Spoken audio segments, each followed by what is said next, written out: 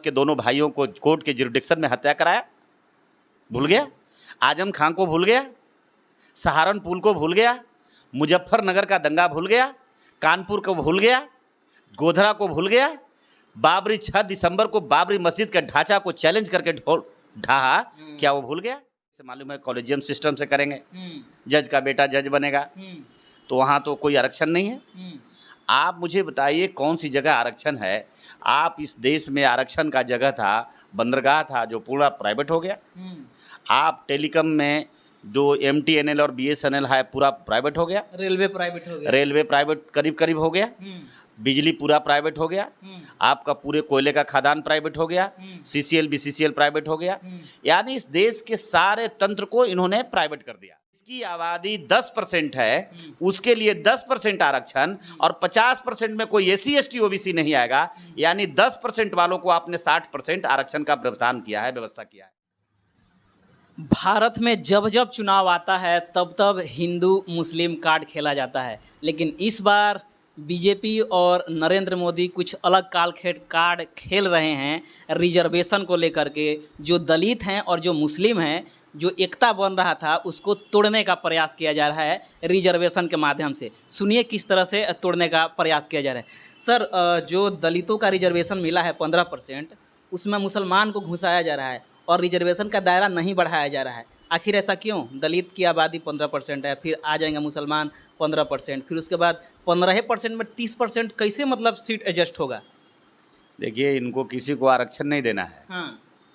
आरक्षण इनको रखना रहता, हाँ। तो नौकरी खत्म कर देते। प्राइवेटाइजेशन कर रहे हैं इनको तो सिर्फ आरक्षण का लॉलीपॉप देना है। हाँ। और आज के डेट में तो हम तो कह रहे हैं कि आरक्षण खत्म कर देना चाहिए। चूँकि अब ये आरक्षण कहाँ रहा मुझे बताइए। सुप्रीम कोर्ट में कहते हैं कोई आरक्षण नहीं चलेगा, वहाँ जो बहाली होगी उसकी पद्धति तो आपको अच्छी तरीके से मालूम है, कॉलेजियम सिस्टम से करेंगे, जज का बेटा जज बनेगा, तो वहाँ तो कोई आरक्षण नहीं है। आप मुझे बताइए कौन सी जगह आरक्षण है? आप इस देश में आरक्षण का जगह था, बंदरगाह था, जो पूरा प्राइवेट हो गया। आप टेलीकॉम में जो MTNL और BSNL है पूरा प्राइवेट हो गया। रेलवे प्राइवेट हो गया। रेलवे प्राइवेट करीब करीब हो गया। बिजली पूरा प्राइवेट हो गया। आपका पूरे कोयले का खदान प्राइवेट हो गया। CCL BCCL प्राइवेट हो गया। यानी इस देश के सारे तंत्र को इन्होंने प्राइवेट कर दिया। तो अब सवाल है कि प्राइवेट है, प्राइवेट कर ही दिया तो अब तो कोई आरक्षण है नहीं। अब आरक्षण अगर है तो कागज पर आरक्षण है। सही बात कोई दलित पिछड़ा का बेटा, मुसलमान अकलियत का बेटा, पसमंदा का बेटा को तो कोई आरक्षण मिल नहीं रहा है, क्योंकि अब आरक्षण सिर्फ किताब में दिख रहा है, संविधान में दिख रहा है, लेकिन जमीन पर प्रधानमंत्री जी ने ऐसी साजिश रची, ऐसी साजिश रची, कहा कि तू आरक्षण लेके घूमते रहो माथा पे टांग के, लिलार में लगा के आरक्षण हम प्राइवेट कर देंगे तो आपको नौकरी नहीं मिलेगा। तो अब हम कहेंगे कि इनकी साजिश को नाकाम करने के लिए एक बड़ा मुसलमानों को और पिछड़ों को और दलितों को लड़ाने का एक बड़ा ये कॉन्स्पिरेसी लेकर के आए हैं कि आरक्षण के नाम पर इनको झगड़ा लगा दें। हम तो आज भी मैं कहता हूं कि छोड़िए ना, आप आरक्षण अपने पास रख लो, हमको आरक्षण नहीं चाहिए। आरक्षण बाबा साहब ने जो दिया था, जिस परिस्थिति में हमें दिया था, वो परमानेंट कोई आरक्षण नहीं है। लेकिन हम आज भी कह रहे हैं आरक्षण से तो आपने दिया है। बाबा साहब के आरक्षण से 122 को सांसद है, 122 सांसद पार्लियामेंट में सांसद बनकर के बैठे हैं। 122 सांसद आपका काम करता है? 122 पहला अगर कोई आरक्षण को चोट मारा तो उन 122 सांसदों ने मारा, जो बाबा साहब के आरक्षण पर यहां से चुनाव जीत करके गया। और चुनाव जीत में जाने के बाद में 10% अपर क्लास को आरक्षण पर वोटिंग किया, प्राइवेटेशन पर वोटिंग किया, लैंड एक्विजिशन पर वोटिंग किया। मतलब जनरल कैटेगरी का आरक्षण मिल रहा है तो उसमें सपोर्ट करेंगे, तो आप दलितों पिछड़ों का आरक्षण मिलेगा तो उसमें चुप रहेंगे, दही जमेगा। चुपचाप रहेंगे? नहीं, चुपचाप रहेंगे, आपके अगेंस्ट वोट करेंगे। अच्छा, आपके विरुद्ध में वोट करेंगे। आप मुझे मैं आपको बताना चाहूंगा, आज जो आरक्षण का प्रारूप है, आज भी पिछड़ा, दलित, मुसलमान, पसमंदा आज भी घर में सोया हुआ है। आज भी उसके विद्यार्थी, उसके स्टूडेंट हैं, उनके अंदर आज भी उनकी अंतरात्मा जाग नहीं रही है। अंदर की आत्मा आज भी सोई है, मर गई है, जो आज भी अपने घरों में बैठे हैं, आज भी जुल्म का शिकार हो रहे हैं। अब किस दिन के इंतजार कर रहे हो?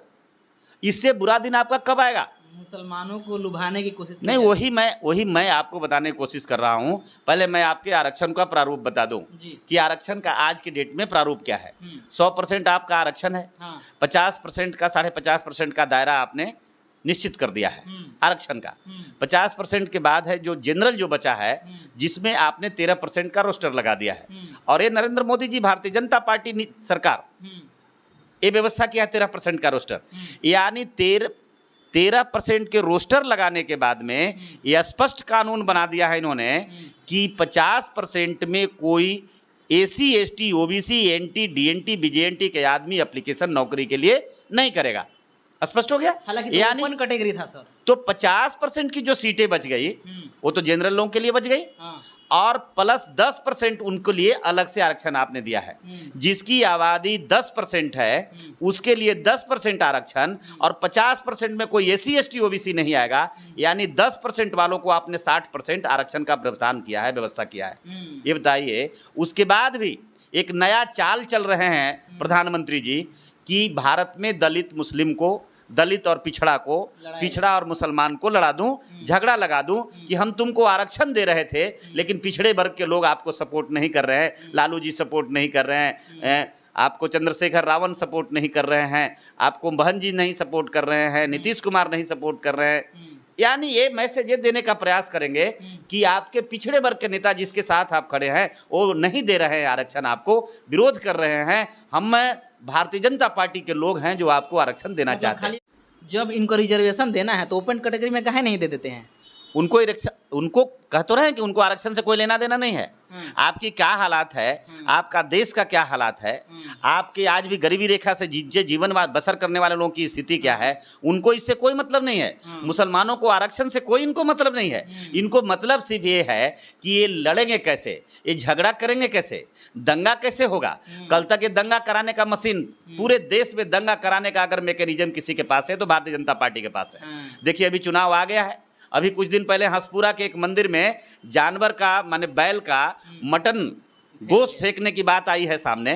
तो जब चुनाव आता है तो इनको बहुत कुछ राष्ट्रभक्ति याद आने लगती है, और गायो भक्ति जिसके बारे में अभी आपने चर्चा किया, ये गाय का कितना इज्जत करते हैं आपसे ज्यादा कोई नहीं जानता है। तो बीजेपी का यही रणनीति है कि हिंदू और मुसलमान और दलित और मुसलमान को लड़ा के अपना काम निकाल लिया। मामला सिर्फ बीजेपी का ही नहीं है, जो पीछे बीजेपी की जो सरकार रही है, जो खासकर लंबे समय में जो कांग्रेस की सरकार रही है, वो सरकार भी कोई जो है नहीं, वो सरकार भी कोई आदर्शवादी, समतावादी, समाजवादी सरकार नहीं रही है। वो भी भेदभाव की सरकार रही है। आप मुझे बताओ ना, मुझे ये एक सवाल मैं आपसे करता हूँ, आप मुझे बताना, आज भारतीय जनता पार्टी पूरे देश में लोग कह रहे हैं दलित पिछड़ा सब कह रहे हैं हटाओ हटाओ, भाजपा हटाओ, भाजपा हटाओ, भारत बचाओ, भाजपा हटाओ, भारत बचाओ। आप किसको लाओगे? कौन आएगा? कौन आएगा? सवाल तो यह है, कौन आएगा? आपसे मैं पूछता हूं पत्रकार साहब, कौन आएगा?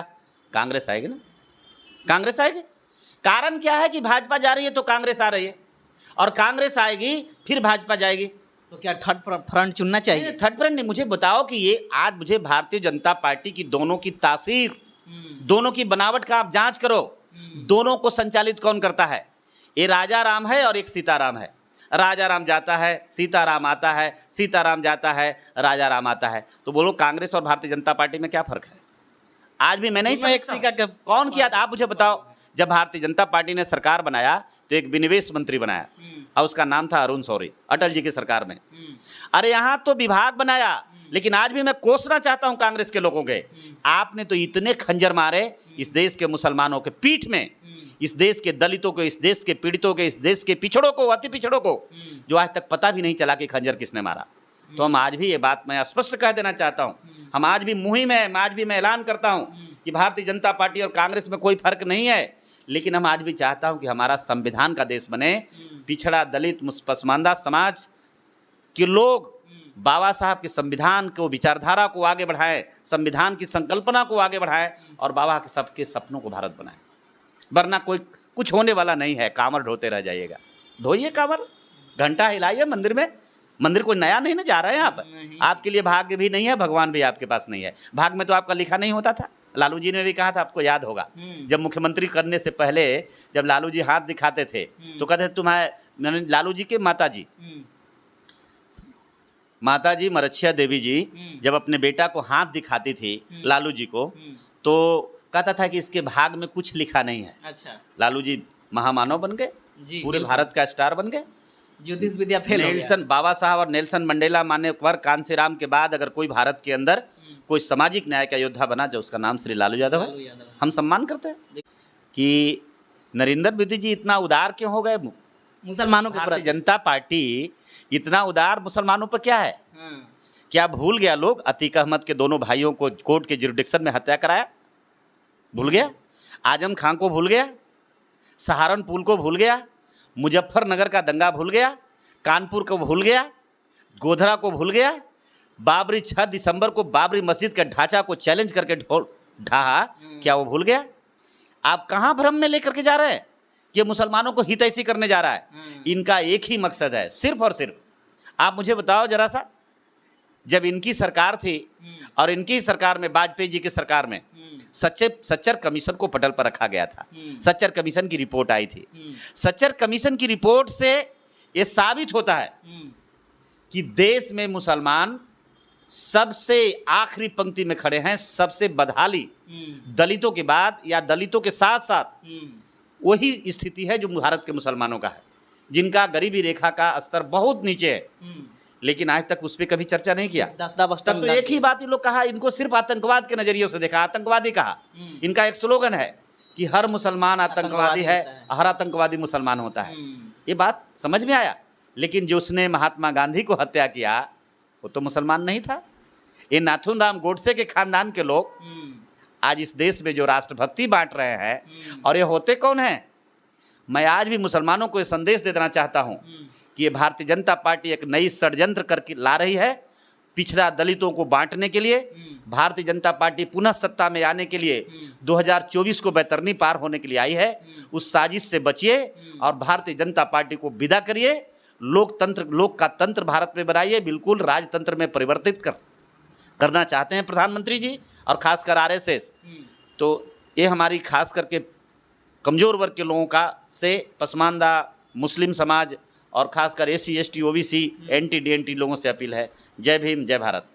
तो देखिए तमाम तरह के जो है वो सारे जो खंजर भोंके गए हैं मुसलमानों के पीठ में, वो सारा जो मुसलमान है वो अभी भूला नहीं है, वो ताज़ा तरीन है। लेकिन फिर भी इसको दरकिनार करते हुए जो मोदी है, जो बीजेपी है, वो सोच रहा है कि मुसलमानों को लड़ाया जाए, वोट बैंक अपने तरफ खींचा जाए। लेकिन फैसला दलितों को, पिछड़ों को, मुसलमानों को करना है कि मोदी को रखना है 24 में या इसको विदाई करना है। ये आप लोगों की सोचना है। बाकी आप क्या सोचते हैं प्रतिक्रिया दीजिए। चैनल पर पहली बार चैनल को सब्सक्राइब करें, वीडियो को लाइक करें, शेयर करें।